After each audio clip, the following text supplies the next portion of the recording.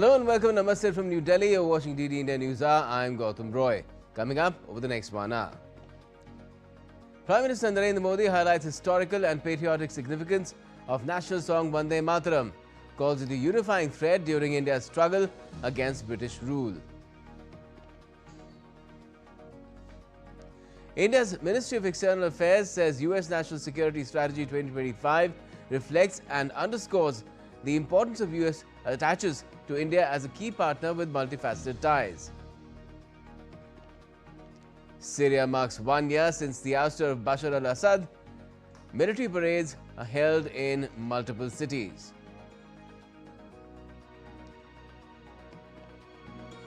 Zelenskyy meets European leaders in London, stresses on unity between Europe, Ukraine and the US to end the conflict in Ukraine.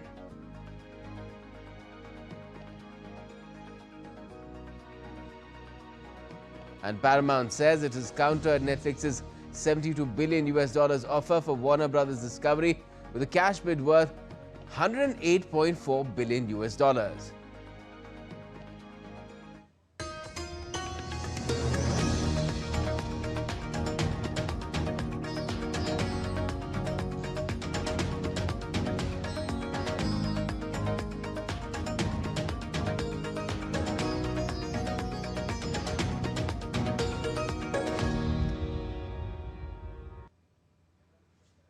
History, politics and national identity converged in Parliament on Monday. The Lok Sabha opened a special 10-hour debate to mark 150 years of the national song Vande Mataram, a composition which powered India's freedom struggle and continues to shape its cultural imagination. Prime Minister Narendra Modi led the debate with a nearly hour-long address invoking both the legacy of the song and its contested political journey. The discussion saw spirited participation from both the Treasury as well as the opposition benches. Our correspondent brings you this detailed report. आज हम सदन में हमारे राष्ट्रीय गीत वंदे मातरम की 150 वर्ष की यात्रा का स्मरण कर रहे हैं. A charged yet reflective atmosphere filled the Lok Sabha on Monday as Parliament began a marathon 10-hour debate on Vande Mataram, commemorating 150 years of one of India's most defining national songs. Prime Minister Narendra Modi opened the discussion, calling the song the heartbeat of India's freedom movement. Vande Mataram की इस यात्रा की शुरुआत बंकिम चंद्र जी ने 1875 में की थी और गीत ऐसे समय लिखा गया था जब 1857 के स्वातंत्र संग्राम के बाद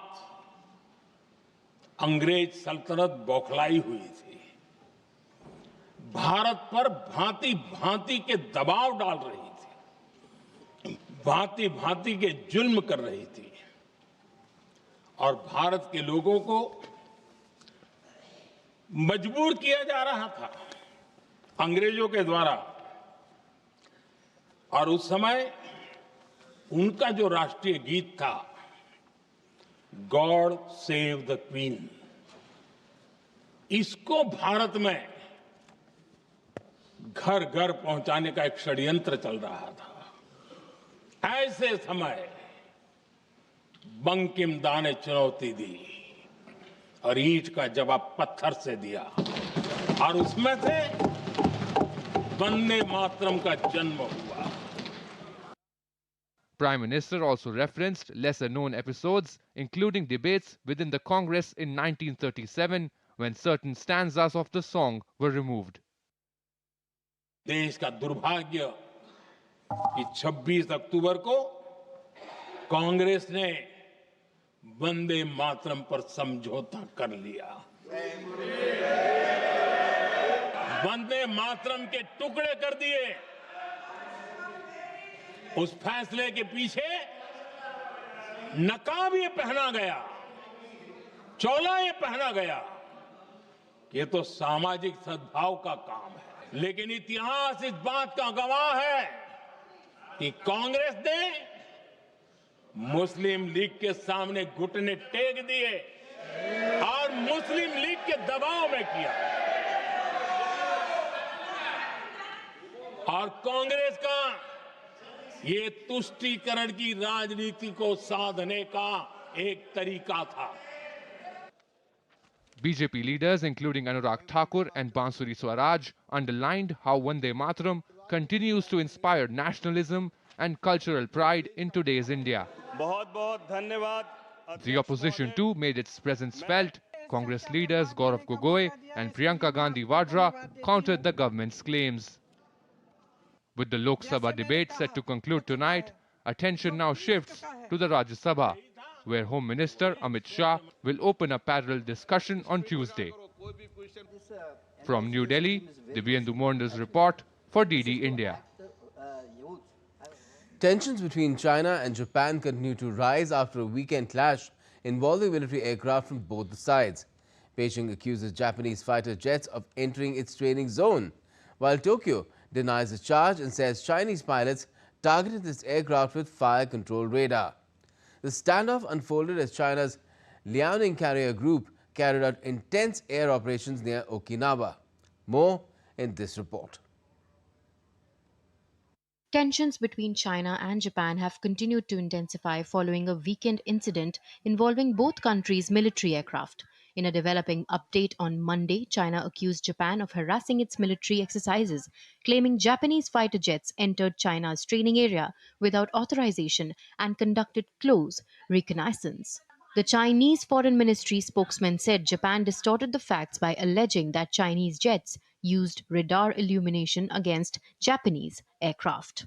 The key issue in this incident is that Japanese fighter jets intruded into China's training area without authorization, conducting close-in reconnaissance and interference with Chinese military activities. Furthermore, Japan has preemptively accused China of radar illumination, distorting the truth, shifting blame, and misleading the international community. Japan, meanwhile, rejected Beijing's account. Chief Cabinet Secretary Minoru Kihara said that Japan's self-defense forces did not interfere with China's training. Tokyo maintains that Chinese J-15 fighters logged fire control radar, typically used for targeting onto Japanese aircraft operating in international airspace near Okinawa. Japan also summoned Chinese ambassador in protest. The confrontation occurred as a Chinese carrier strike group led by the Liaoning carried out about 100 fighter takeoffs and landings, prompting heightened vigilance from Tokyo. The dispute follows Japanese Prime Minister Sanae Takaichi's recent remarks that Japan may respond to any Chinese action against Taiwan that threatens Japan's security. The latest encounter highlights the fragile security environment in the East China Sea, where overlapping strategic interests and rising military activity increase the risk of miscalculation. With both China and Japan firmly defending their positions, diplomatic tensions are likely to remain high unless communication and de-escalation mechanisms are strengthened. With inputs from Ravindra Chauhan, Bureau Report, DD India.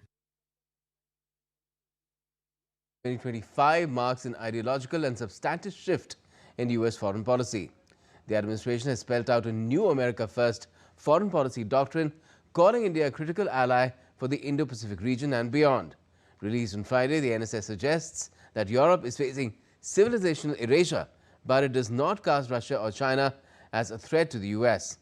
India, China and Russia have positive perspectives on the U.S. policy document, but Europe has been left fuming. Here's more in this report. The National Security Strategy released by the Trump administration last week highlighted India as a critical ally for the Indo-Pacific region and beyond, and stressed the strong cooperation with New Delhi to address the security challenge in the South China Sea. The Trump administration has said that Washington must continue to improve commercial and other relations with New Delhi to encourage India to contribute to Indo-Pacific security, including through the continued cooperation within the Quad grouping. India's Ministry of External Affairs has described the U.S. national security strategy as very important in the context of the evolving strategic partnership between the two nations. It underscores the importance that the United States attaches to India as a key partner. As you know, we have a multifaceted relationship with the United States. Both countries enjoy comprehensive global strategic partnership and continue to work to further strengthen these ties. The national security strategy signals a recalibrated approach to China. The new document plays down ideological differences and avoids framing Beijing as the single greatest challenge to US interests, in contrast to the Biden administration's stance. Reacting to it, Beijing said that it stands ready to work with the US to improve ties, while firmly safeguarding its sovereignty, security, and development interests. China has consistently maintained that cooperation between China and the US benefits both sides, while confrontation harms both. Mutual respect, peaceful coexistence, and win-win cooperation are the correct way for China and the US to interact, and the only right path for building a stable relationship. China is willing to work with the US to promote continued stable development in China-US relations while firmly safeguarding our own sovereignty, security, and development interests. The new NSS does not cast even Russia as a threat to the US, nor is there any explicit criticism of the Ukraine conflict, resulting in Kremlin's accolades for the Trump administration. Kremlin said Trump's new national security strategy is largely consistent with Moscow's own perceptions, a rare time where Moscow has strongly praised such a document from its former Cold War foe. The strategy places its primary focus on the Western Hemisphere. The 33-page document suggests Europe is facing civilizational erasure, combating foreign influence, the flow of drugs, ending mass migration, and rejecting the EU's perceived practice of censorship are mentioned as other priorities in the report. However, the European Council President Antonio Costa has rejected any attempt by the United States to meddle in Europe's politics and said if the US is an ally, it must act accordingly. What we cannot accept is the threat to interfere in European politics. This strategy continues to talk about Europe as an ally. That's fine, but if we are allies, we must act as allies. The US national security strategy described Trump's vision as one of flexible realism and argued that the US should revive the 19th century Monroe Doctrine, which declared the Western Hemisphere to be Washington's zone of influence. Raghav Kumar Jha reports for DD India. And we'll return to this story with an expert guest a little later in the show. But moving on for the time being, India on Monday said it expects China to provide assurances that Indian citizens transiting through Chinese airports will not be selectively targeted, arbitrarily detained or harassed. Briefing media in New Delhi, External Affairs Ministry spokesperson Randir Jaiswal also advised Indian nationals to exercise due discretion while travelling to China.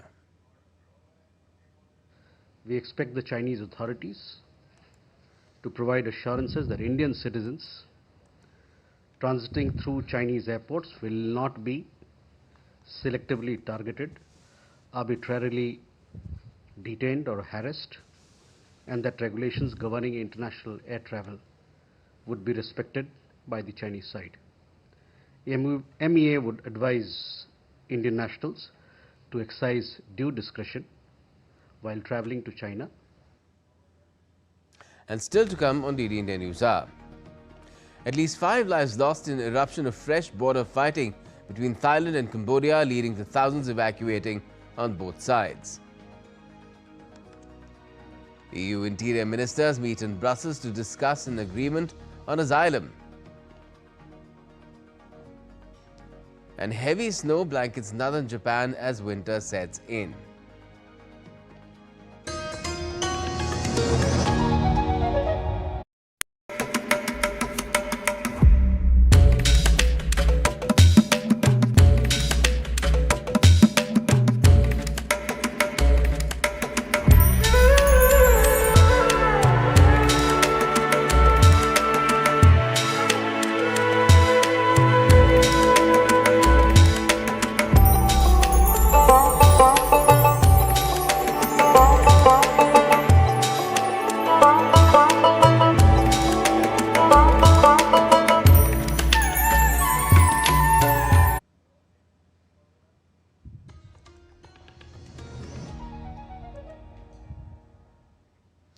Welcome back. You're watching DD India News Hour. I am Gautam Roy.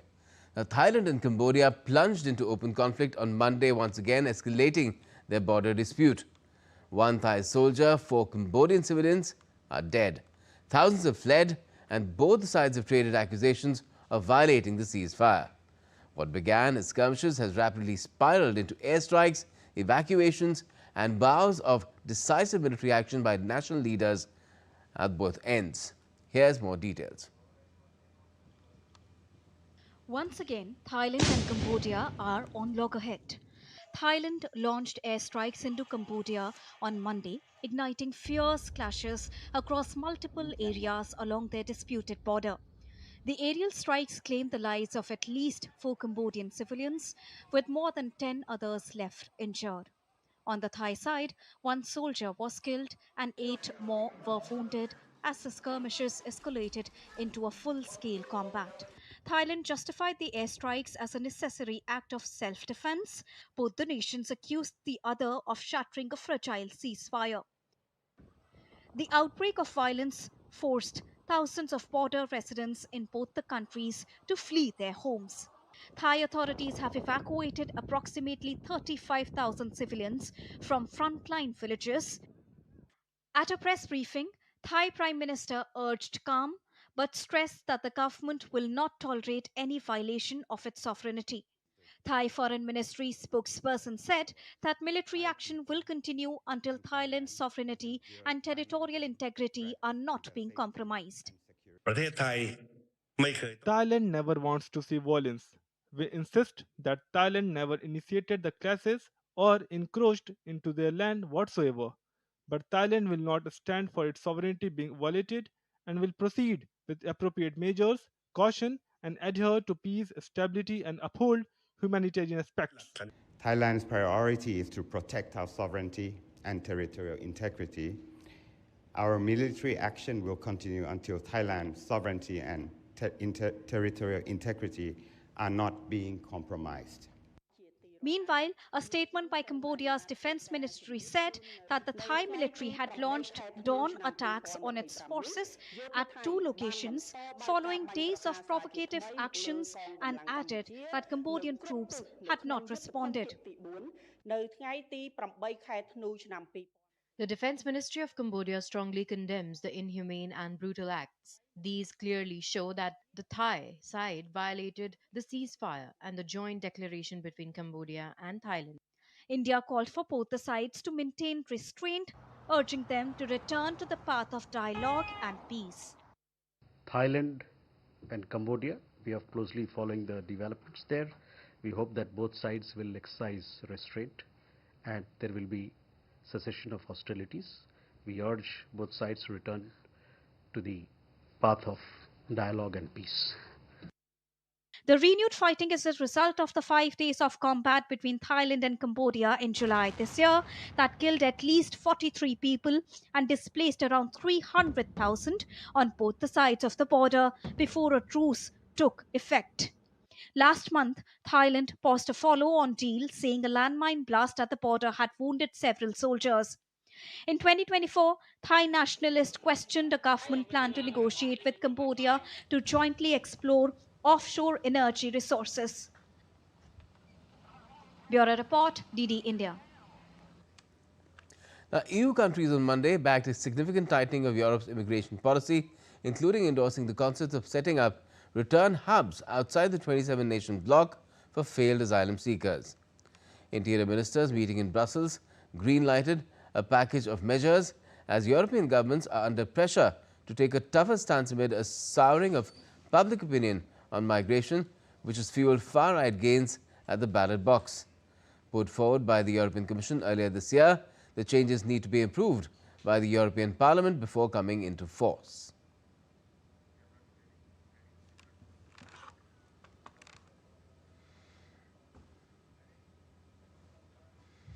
Now, leaders of France, Germany and Britain staged a strong show of support for Ukrainian President Volodymyr Zelenskyy in London on Monday at what they described as a crucial time for Kyiv, under US pressure to agree to a proposed peace deal with Russia. At a hastily arranged meeting, British Prime Minister Keir Starmer, French President Emmanuel Macron, German Chancellor Friedrich Merz and Zelenskyy said they wanted to come up with firm, unified plans in case of a peace deal. DD India's Dheeraj Das gets us more. Ukrainian President Volodymyr Zelenskyy arrived at UK Premier Keir Starmer's official residence on Monday for talks with European allies after US President Donald Trump accused him of not reading the new US proposal to end the war with Russia. The discussions come after days of talks between Ukrainian and US officials in Miami ended on Saturday with no apparent breakthrough, with Zelenskyy committing to further negotiations. Starmer welcomed Zelenskyy to 10 Downing Street, where they went inside for discussions with German Chancellor Friedrich Merz and French President Emmanuel Macron.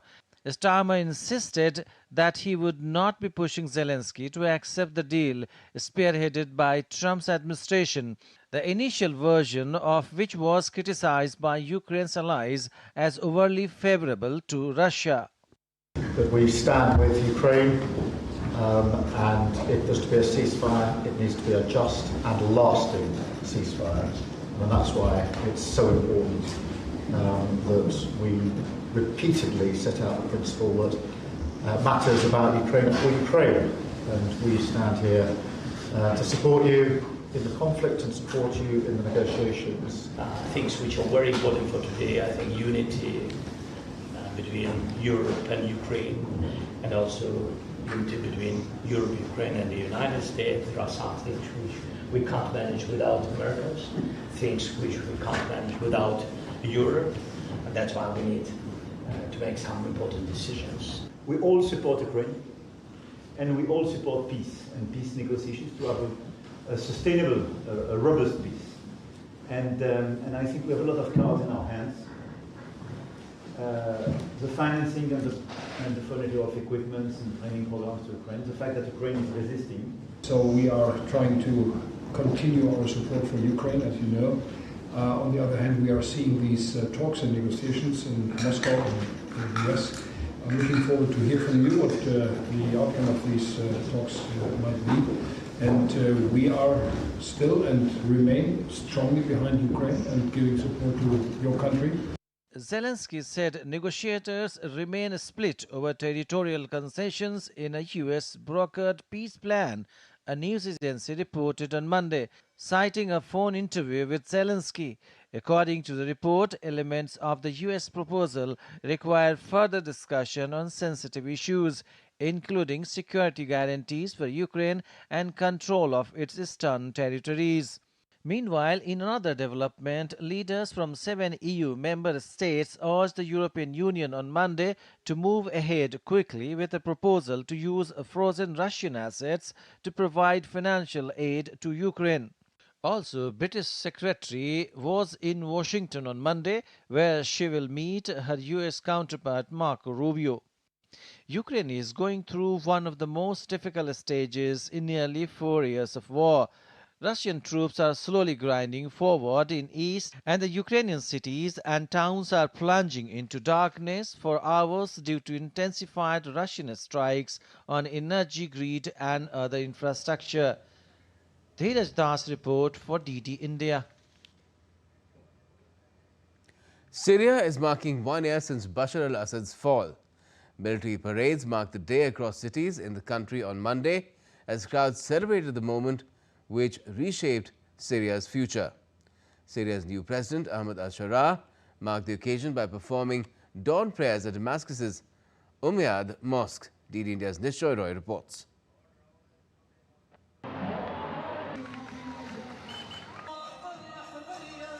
Syria is marking a moment once thought impossible. Streets that echoed with conflict are now filled with celebration, as Syrians commemorate 1 year since the fall of Bashar al-Assad. Assad fled to Russia a year ago after Ahmad al-Sharah's forces seized Damascus last December, ending his 13-year rule and more than 5 decades of Assad family power. Military parades were held Monday across Aleppo, Damascus and Latakia, drawing large crowds, waving Syrian flags and cheering. Today we saw a military show. God willing, we will not be afraid of our army. Our army is strong. Our army is able to protect our country with God's will. In Damascus, paragliders and helicopters soared over Umayyad Square as Syrians marked the first anniversary of Assad's ouster. Meanwhile, UN Chief Antonio Guterres praised the resilience and courage of Syrians and urged global support for Syrian-owned transition. Neshjoy Roy's report for DD India.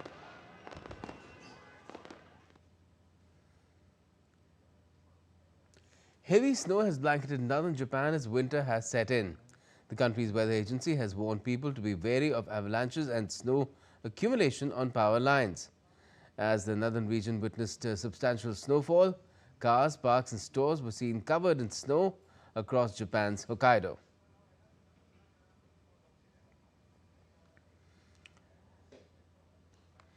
The 20th session of UNESCO's Committee on Intangible Cultural Heritage has commenced in India at the Red Fort. On the first day of the 7-day international session, key topics were discussed in detail. Vivek Agrawal, Secretary of the Ministry of Culture, emphasized the session's importance for India and other countries in preserving and promoting global cultural heritage. There are more than 800 delegates from 180 countries of the world who are participating in this session. The discussion points are on intangible cultural heritage. India also has a proposal. Our proposal is on Diwali being recognized as in the UNESCO inscription as an international recognition.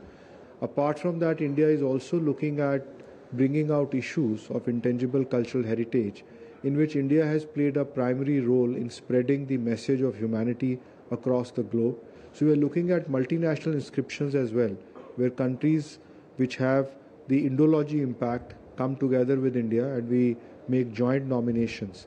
One such joint nomination we are proposing is on Chhath Mahapuja, where we are going with countries in which this festival is also being celebrated.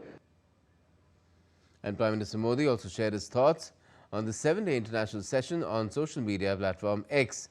He said, and I quote, "It's a matter of immense joy that the 20th session of UNESCO's Committee on Intangible Cultural Heritage has commenced in India. This forum has brought together delegates from over 150 nations with a vision to protect and popularize our shared living traditions. India is glad to host this gathering, and that too at the Red Fort. It also reflects our commitment to harnessing the power of culture to connect societies and generations." And still to come on DD India Newshour. We'll be discussing with our expert guest on how countries view U.S. National Security Strategy 2025 unveiled on Friday. Third, Australia-India Education and Skills Council meeting held in New Delhi. And India's External Affairs Minister Jai Shankar is visiting European Trade and Economic Security Commissioner in New Delhi.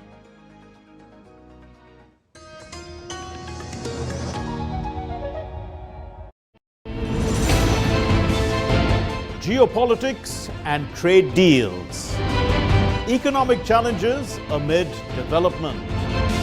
Hard work and the path to prosperity. It's the economy always.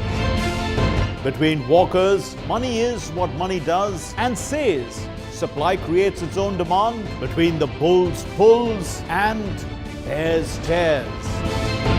When supply chains globalization and India rises to the podium. We'll get you centered with the Economic Brief at 8 p.m. every Thursday on DD India.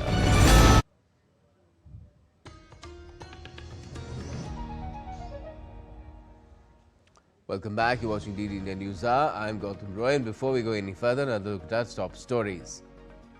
Prime Minister Narendra Modi highlights historical and patriotic significance of national song Vande Mataram, calls it a unifying thread during India's struggle against British rule.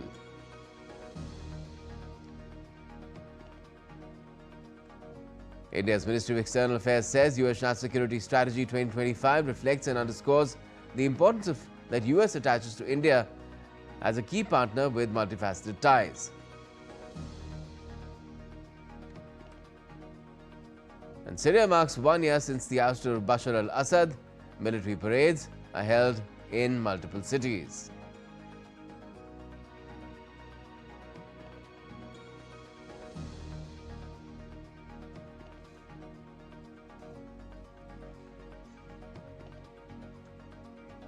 Let's now take you back to one of our top stories, which is about the US National Security Strategy 2025, which was brought out on Friday, which spelt out the foreign policy stance, the kind of strategy that the US is adopting under Trump 2.0 presidency. It has very relevant portions for India, but relevant portions also for other major nations such as China and Russia, and even for Europe.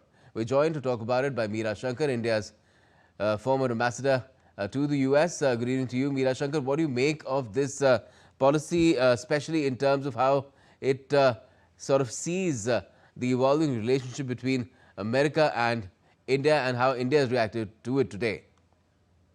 Well, I think that this new national security strategy that the Trump administration has unveiled is a pared back strategy compared to previous strategies.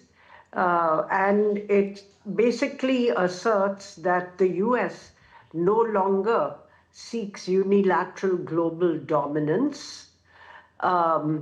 It focuses US priority on homeland security and securing the borders of the United States and securing the Western Hemisphere, which means the Americas, to prevent illegal immigration, narcotic smuggling, crimes, and other threats which the US sees to its borders. So it prioritizes that as the most important US security objective, national security objective. It then talks about the Indo-Pacific, and it says this region is the fastest growing. It has it accounts for almost 50% of global GDP in PPP terms, purchasing power parity terms, and 25 to 30% in nominal terms. So this is going to be an area of economic growth in future, and also therefore an area of geopolitical contestation.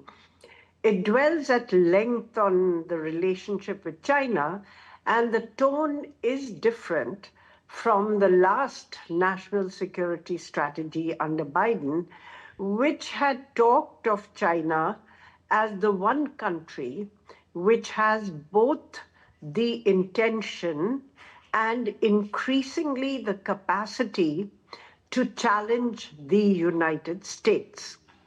It had talked of, out-competing China in a responsible way without seeking or without triggering inadvertent conflict. But the Trump administration basically talks of China not as a security threat so much, but as an economic competitor which has used unfair means to grow.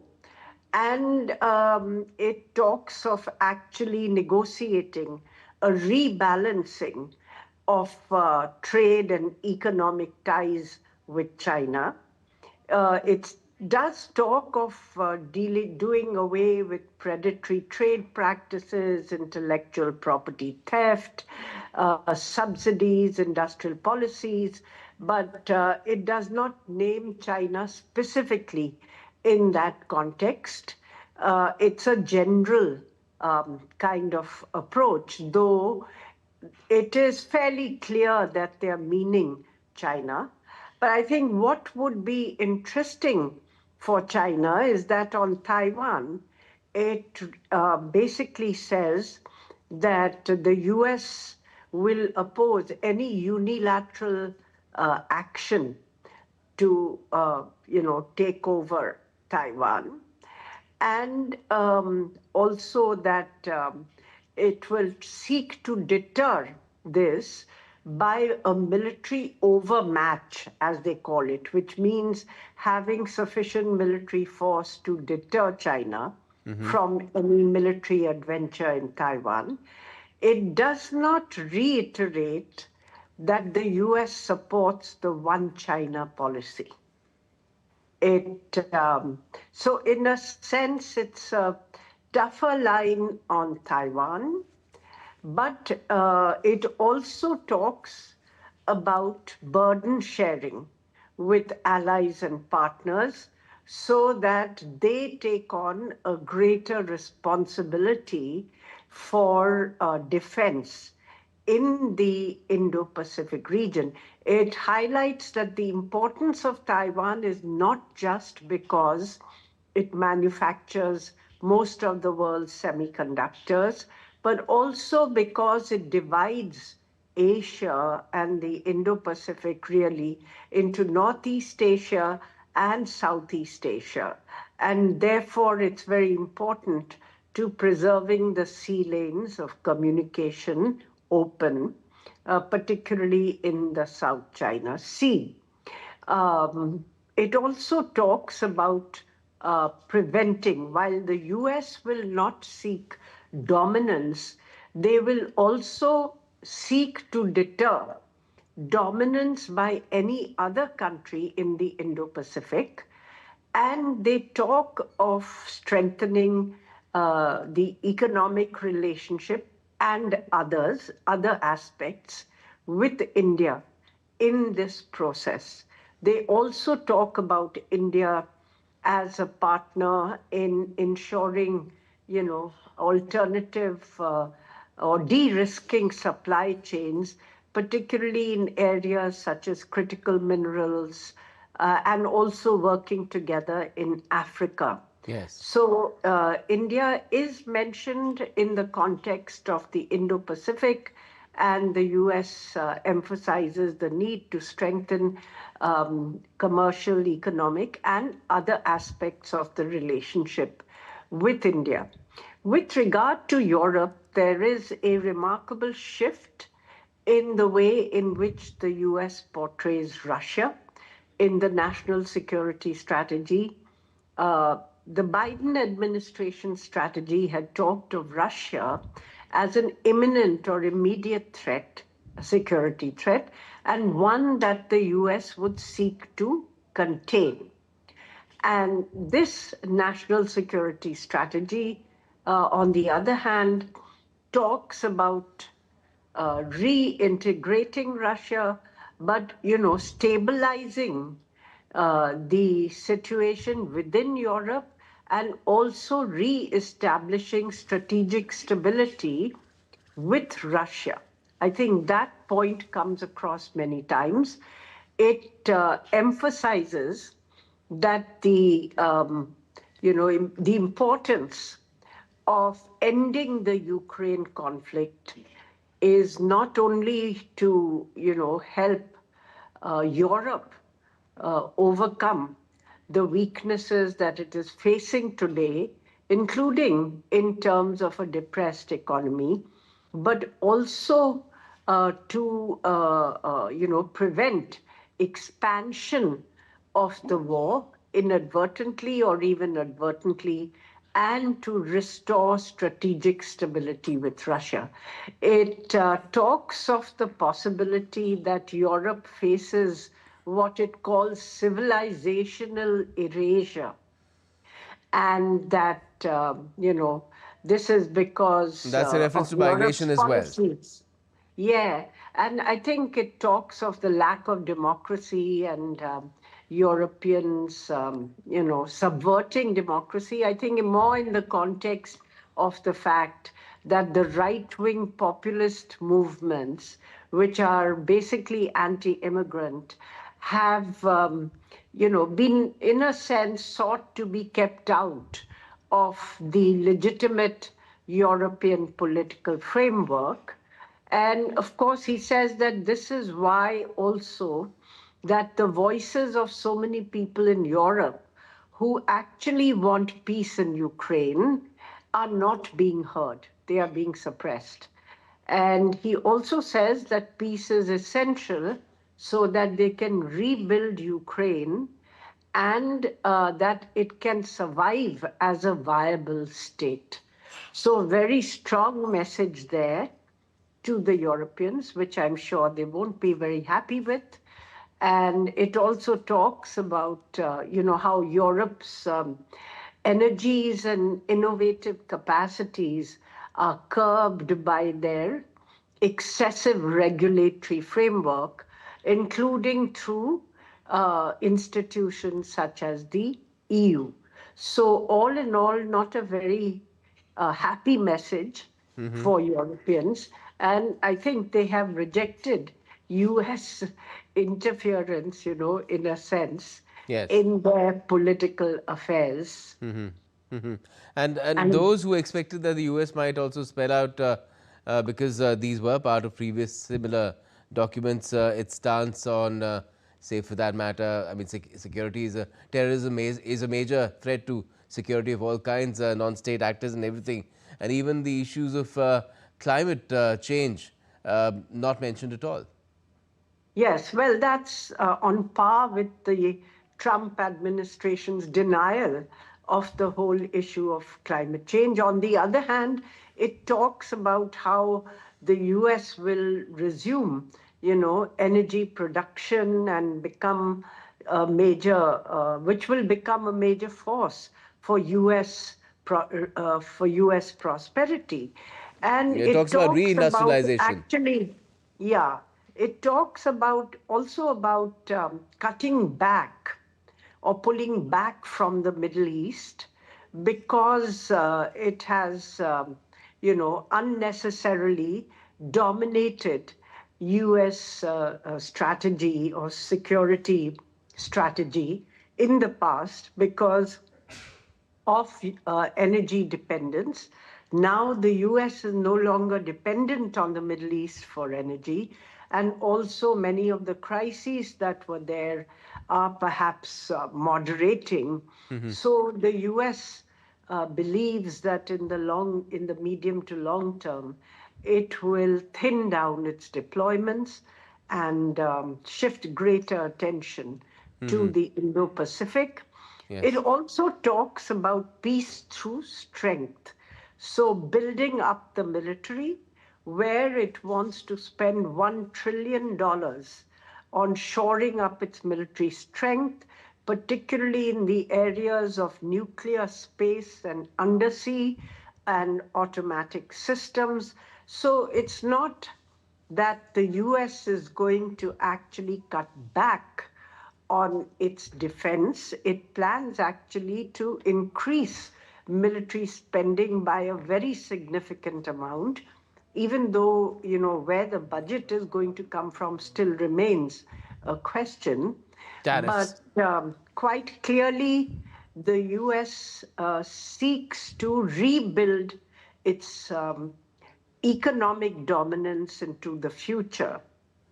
Well, easier said than done. And we saw how Mr. Jaiswal, our External Affairs Ministry spokesperson, reacted to a very narrow part of really this entire strategic document. But if you look at the overall perspective, how should India proceed in its dealing with the US with this sort of a stated doctrine now there for the next, till Donald Trump's term lasts, and maybe it might have an impact which lasts beyond this term as well? Look, we really don't know because it talks of not pressurizing, other countries, but actually in point of fact, the Trump administration has been pressurizing countries on trade through sanctions, not to purchase oil from Russia, for instance, as far as India is concerned, or very high reciprocal sanctions, or it suddenly lays claim to Greenland, or it suddenly lays claim to Canada as an additional state of the United States. So it's a mix. One thing is for sure, that they are going to, they don't want to cut back on their military. They want to spend more on the military. They want to push partners into greater burden sharing, spending more on defense and taking over more responsibility. In this context, they mention NATO's decision to spend 5% of GDP on defense and basically urge allies in the Indo-Pacific, Japan, South Korea, Australia, to spend more on defense. For India, they talk about India contributing more, and also through organizations such as the Quad. Right. And so clearly the emphasis for the US is going to be homeland security, cutting back on immigration, is re-establishing dominance in the Americas, perhaps cutting back from the Middle East, and looking at greater burden sharing with allies in the Indo-Pacific, even as it continues to upgrade its military equipment and military preparedness. Okay, well, we have to wait and see how India sees this. Does it see as a challenge or as an opportunity? Time will tell. Thank you so much for joining us, Meera Shankar, to talk about it. Now, India's Ministry of Education, Minister of Education Dharmendra Pradhan, and Australian Minister for Education Jason Clare hosted the third Australia-India Education and Skills Council meeting in Delhi on Monday. The meeting focused on advancing educational collaboration and exploring key bilateral initiatives. The two leaders also reviewed the existing cooperation in education, innovation, research, and had meaningful discussions on further strengthening engagements across the entire education spectrum, from preschool to PhD. And one of Australia's top universities, ranked in the QS World University Rankings Top 20, is set to establish a campus in India as well. Minister Dharmendra Pradhan and Jason Clare handed over the letter of intent to the University of New South Wales on the sidelines of the third ICS meeting. India's External Affairs Minister Dr. S. Jaishankar met European Trade and Economic Security Commissioner Maros Sefcovic, the national capital today. Posting on a microblogging site X, the minister said that he is confident the visiting commissioner and his team will have productive discussions in India in the coming days. Commerce Minister Piyush Goyal also held a meeting with EU Trade and Economic Security Commissioner Maros Sefcovic. Piyush Goyal wrote on X, and I quote, held a productive meeting with EU Trade and Economic Security Commissioner Maros Sefcovic. We discussed the progress on the India-EU FTA and explored ways to resolve the issues to further advance the negotiations. Looking forward to continued cooperation towards a mutually beneficial India-EU FTA, end quote. India's Director General of Civil Aviation has received Indigo's response to the show cause notice issued in connection with the recent large-scale operational disruptions and flight cancellations across the airline's network. The statement read that Indigo is profusely apologetic and deeply regrets the inconvenience and hardship caused to customers. They attribute the disruption to the compounding effect of multiple factors which operated in an unfortunate and unforeseeable confluence. The airline has apologized, citing multiple compounding factors, including weather, technical glitches, and new crew duty rules. DGCA says the reply is under examination and action will follow as deemed appropriate.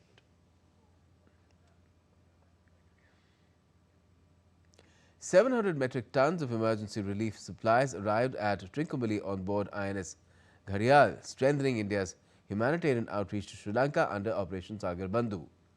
The relief material is part of 1,000 tons of supplies which have been sent by India. The latest consignment was unloaded at the port of Trincomalee for rapid distribution to cyclone and flood-hit districts. With the arrival of this shipment, the total volume of Indian relief assistance now stands at 1,058 metric tons, including 58 tons sent earlier.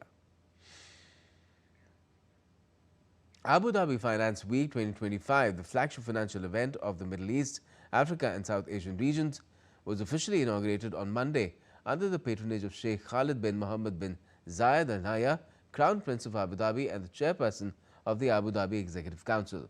Organized by Abu Dhabi Global Market, the fourth edition of ADFW commenced with an opening ceremony attended by more than 20,000 participants, including chief executives, chairpersons and senior representatives. The event will continue till the 11th of this month. It will host more than 60 curated forums, over 300 sessions and 750 speakers, including the inaugural Further Network Summit, FinTech Abu Dhabi, the Asset Abu Dhabi Conference and the Global Markets Summit. Today, smart capital and sustainability in growth becomes a middle point of collaboration for the new order of development. We, as an industry body representative from India, believe climate change, use of commodities in the most environmentally friendly manner, delivering good buildings, as well as efficient and smart utilization of capital, all becomes long-term key points towards either the environment, industry, government, as well as consumers. The long-term vision about the UAE is what brings us here. The Paramount Skydance on Monday launched a hostile bid worth $108.4 billion for Warner Brothers Discovery in a last-ditch effort to outbid Netflix and create a media powerhouse that would challenge the dominance of the streaming giant. Netflix had emerged victorious on Friday from a weeks-long bidding war with Paramount and Comcast, securing a $72 billion equity deal for Warner Brothers Discovery's TV, film studios and streaming assets. But Paramount's latest attempt means the jockeying for Warner Brothers and its prized HBO and DC Comics assets will not come to a conclusion swiftly. Netflix's offer comes with a $5.8 billion breakup fee and was likely to face strong antitrust scrutiny. US President Donald Trump had raised questions about the offer over the weekend.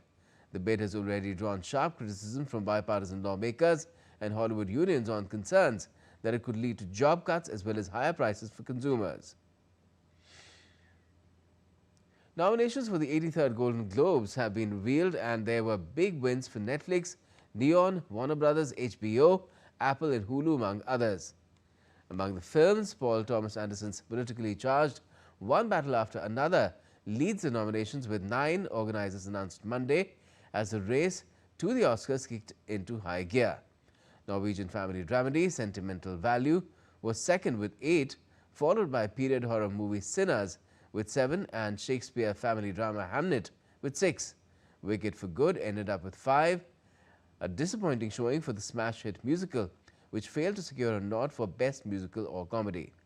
The Golden Globes offers separate awards for dramas and comedies or musicals, widening the field of stars who could walk the red carpet and fueling the suspense.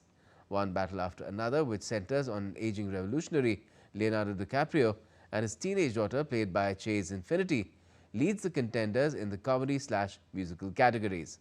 The film is a rollicking ride featuring leftist radical violence, immigration raids and white supremacists. The Globes, set for the 11th of January next year, are widely seen as a bellwether for the Academy Awards or the Oscars. And time now to get some sporting updates as well. Well, after an action-packed test in ODI leg, the spotlight now moves to the T20Is as India gets set to take on South Africa in a 5-match T20I series. The series, starting Tuesday, will offer both the teams a vital opportunity to assess form and combinations as the countdown to the T20 World Cup 2026 gathers pace.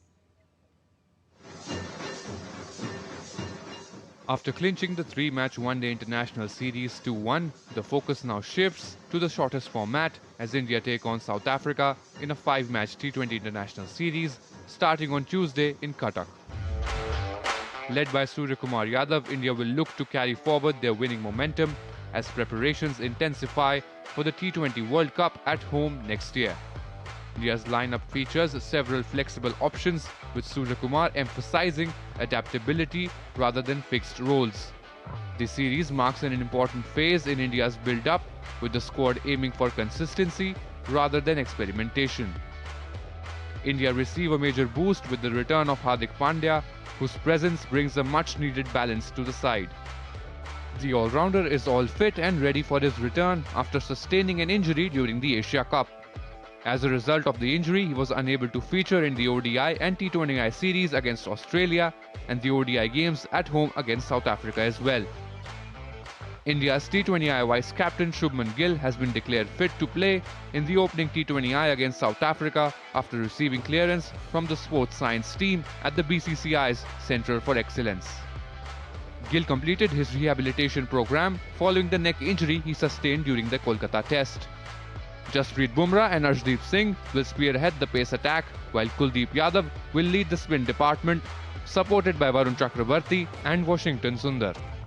South Africa, led by Aiden Markram, arrived with the return of experienced T20I campaigners David Miller and Reza Hendricks, strengthening their batting depth. After a mixed tour so far, the Proteas will be keen to make a strong statement in the T20 format. India hold a clear edge in the T20I head-to-head, having won 18 of the 31 matches played between the two sides, while South Africa have claimed only 12. With both teams eyeing the T20 World Cup in 2026, the 5-match series promises high-intensity cricket as India and South Africa look to fine-tune their combinations in the race towards the global glory. Sports Desk, DD India. And that's all we have for this edition of DD India News Hour. But do let us know your thoughts on the news of the day. And for those on the go, you can get all the latest news and updates from India and across the world on DD India's mobile app. It's available on both Android and iOS. Just scan the QR code on the screen to download the app right away. And we'll be back with more news as it breaks here on DD India. I'm Gautam Roy, and from all of us here in Delhi, thanks for watching DD India News Hour.